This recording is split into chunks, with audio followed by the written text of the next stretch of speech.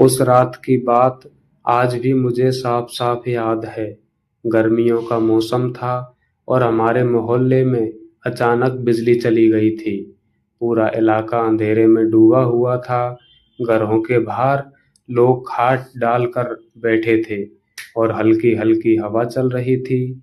हमारे पड़ोस में रहने वाली रीमा आंटी, जो कि बहुत ही मिलनसार स्वभाव की थीं, उस दिन उनके घर में मेहमान आए हुए थे, इसलिए उनका कमरा भरा हुआ था।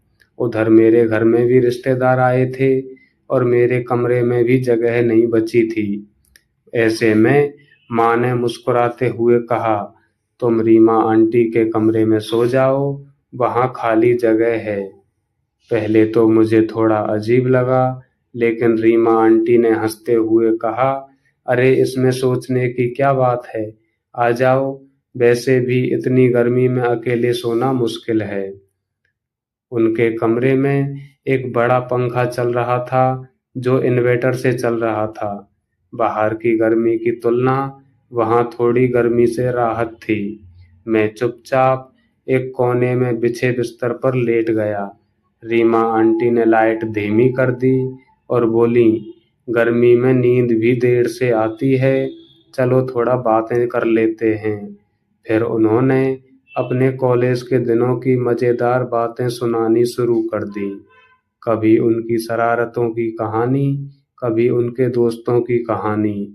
उनकी बातें सुनते-सुनते मैं भी हँसने लगा। मुझे लगा जैसे कि मैं किसी बड़े दोस्त से बात कर रहा हूँ।